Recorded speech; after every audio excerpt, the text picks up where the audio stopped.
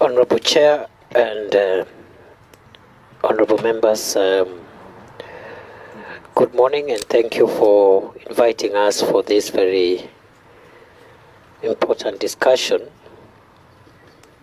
relating to the security of our teachers in the northern part of our country. Honorable Chair, let me start by saying that we, as the Interior Ministry, is concerned with the spate of deaths and injuries that have affected our teachers in northern Kenya, especially during the last 10 years.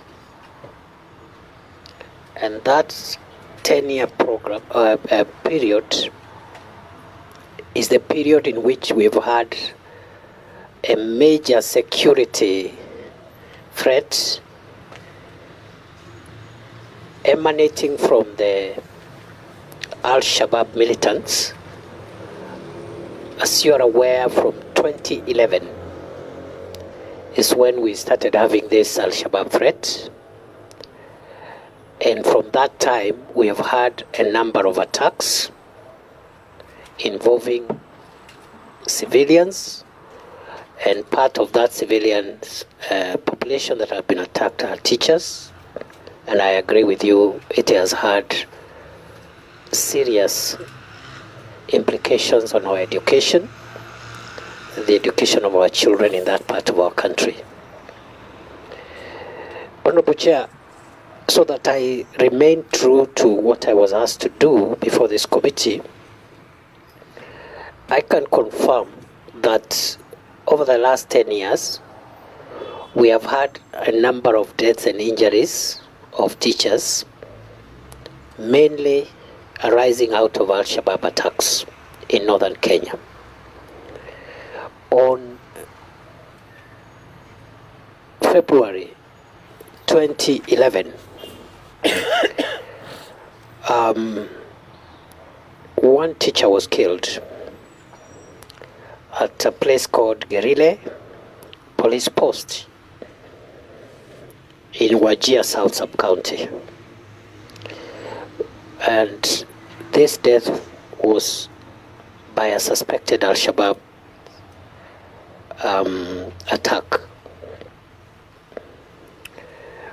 4th December 2012, another teacher was killed at Shafi Primary School.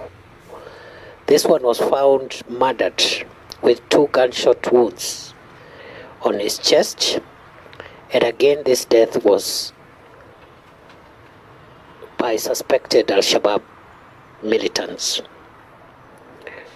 On 1st July 2012, a teacher from a school called Umur Kel in Garissa was injured on the leg when the AIC church in Garissa town was attacked. Among the injured was a teacher from the school which I have indicated. Another attack, Honorable Chair, took place in 2013 where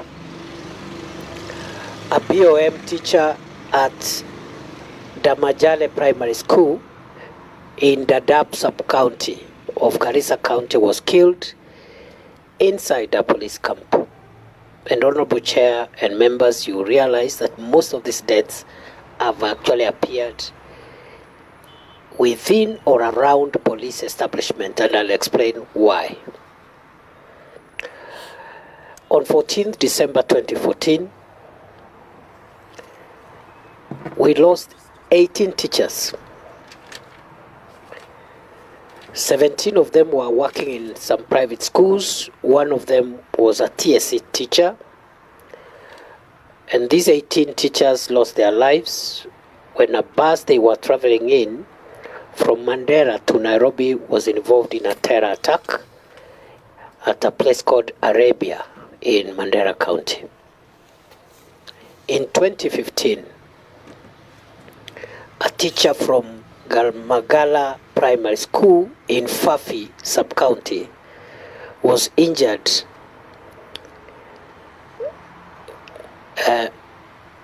in the leg, again through an attack by Al-Shabaab militia.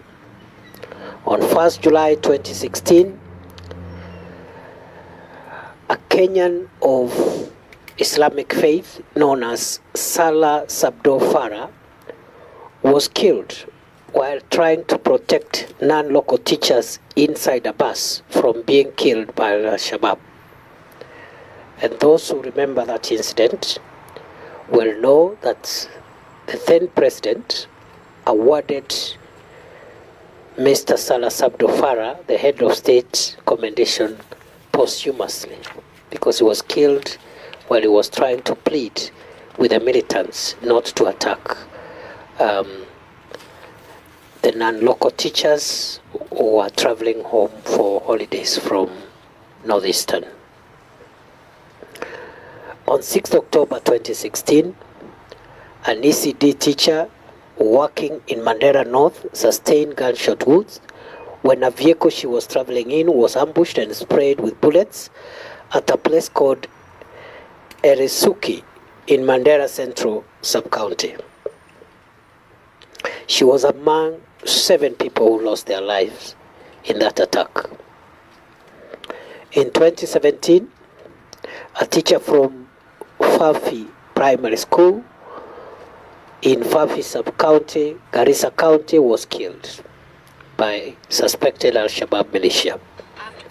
In 2018, 2 male teachers were fatally shot in Arabia Boys Secondary School at the staff quarters within the school, and later their bodies were burnt beyond recognition.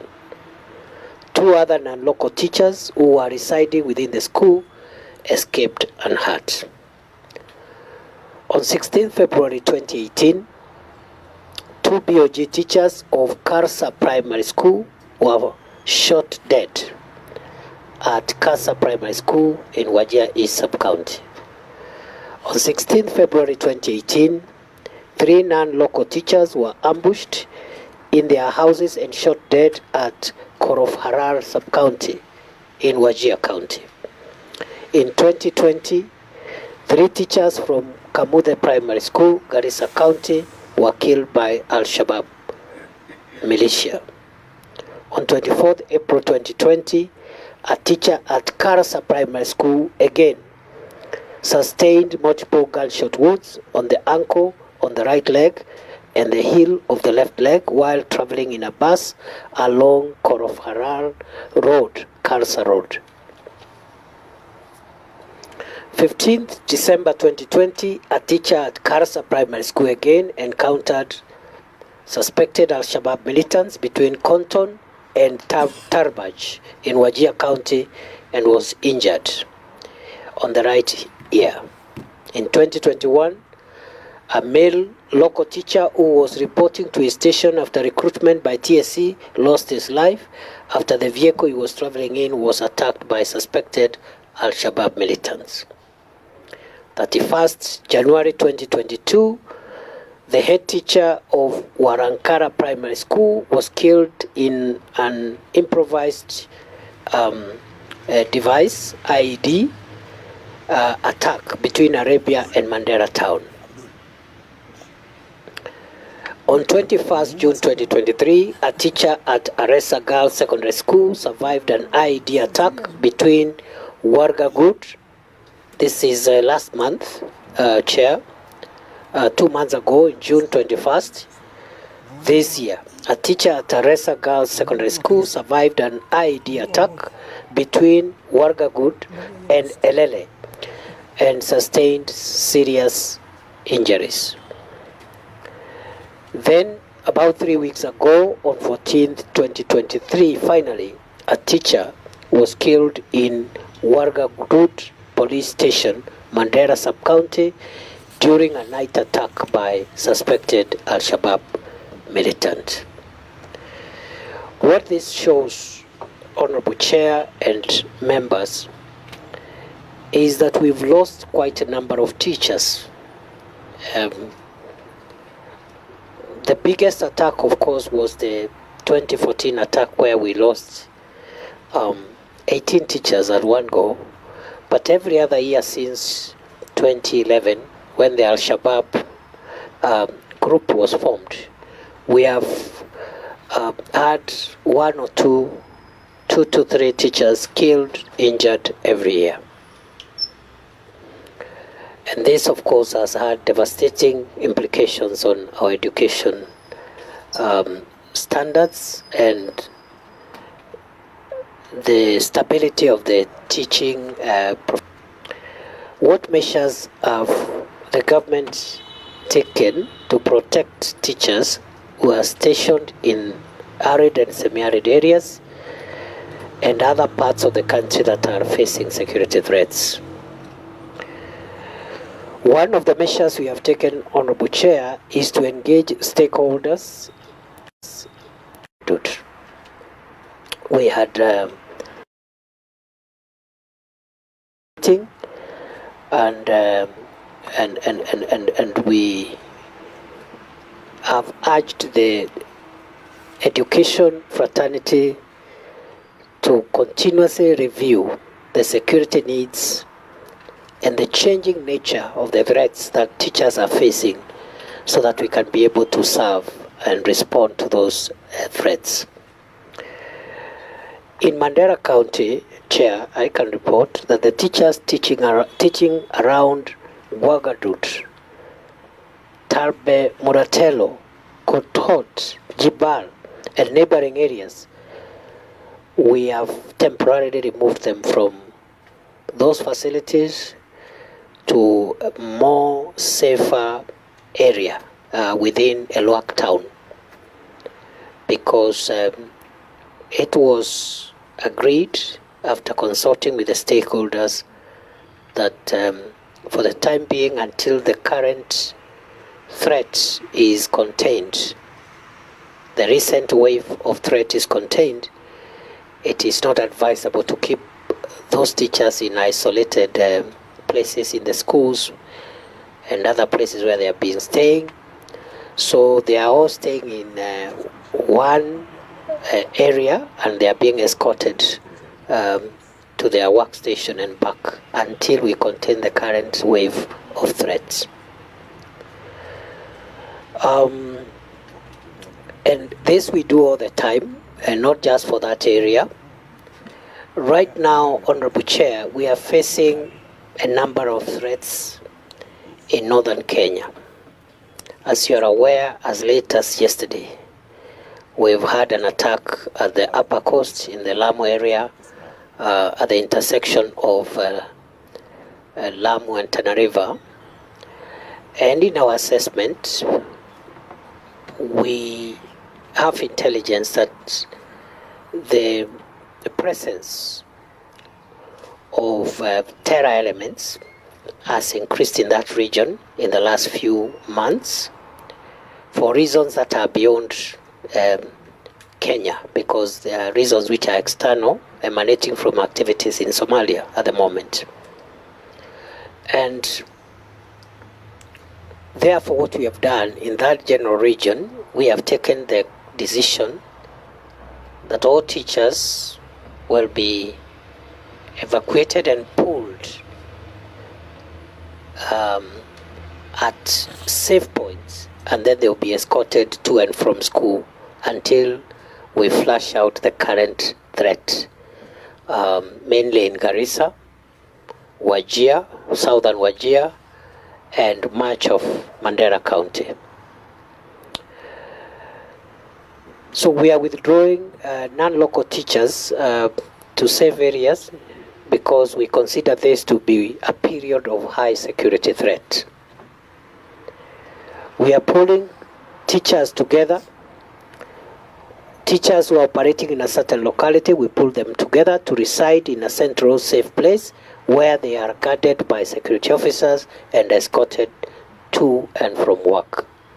We are also intensifying dominance patrols in routes frequently used by the non-local teachers, and we have actually proved that dominance patrols, or what we call clearance patrols, are very effective in terms of warding off these terror elements.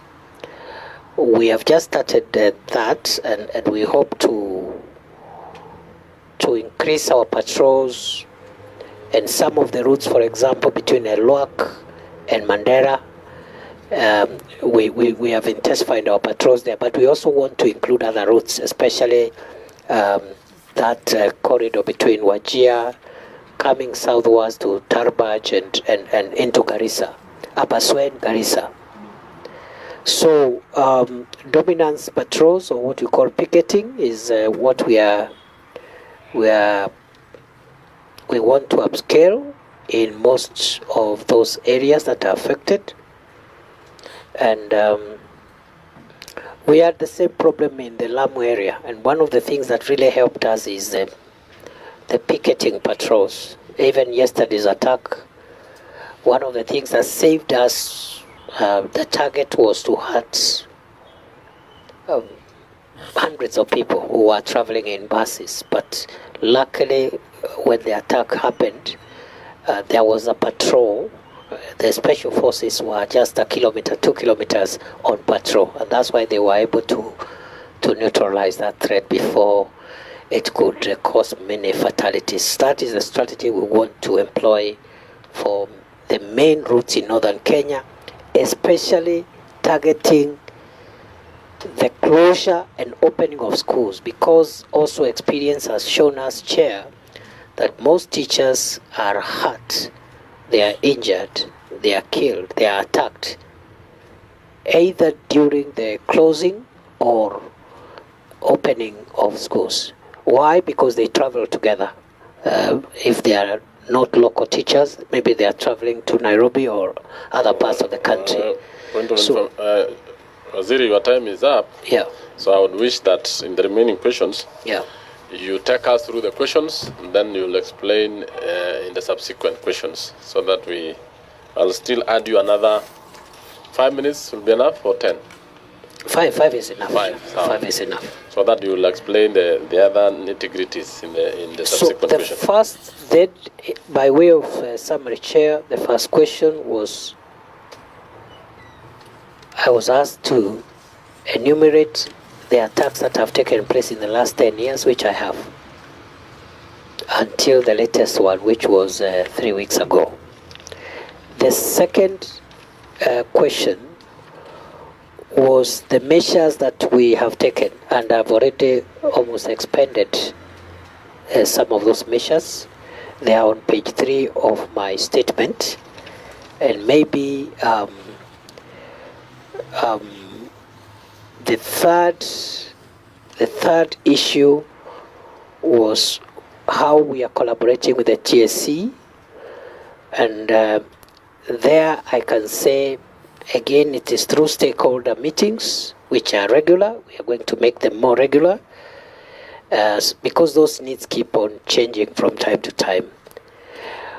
For example, after reviewing the latest attacks, Chair and members, we discovered that housing non-local teachers, or keeping them in some of these police stations, require extra fortification so that to prevent attacks, because the militants have changed their nature of attack, and they are increasingly using either fragmented rifle grenades or other projectiles, and they are able to attack some of these facilities even from 2-3 kilometers away, and therefore the kind of fortification required is a little more sophisticated to ensure the safety of these facilities. So we are looking at whether or not we'll continue housing those teachers in police stations, or we should get them elsewhere. And Chair, for purposes of the safety of our teachers, I better leave that subject there, because we don't want to say exactly where we are taking them, but we'll take them to safer places. The other question, Chair, was the challenges that we are facing in protecting teachers in these areas. Limited personnel. We as a country have enough general duty police officers, but the type of threats that is faced in northern Kenya and other areas with serious security challenges require more deployment of specialized elite police units, and we don't have enough. We don't have enough of this. We are working towards enhancing because those kind of threats can only be addressed through very, very complicated security operations that are not available to the general duty policing contingents. That's one of the challenge.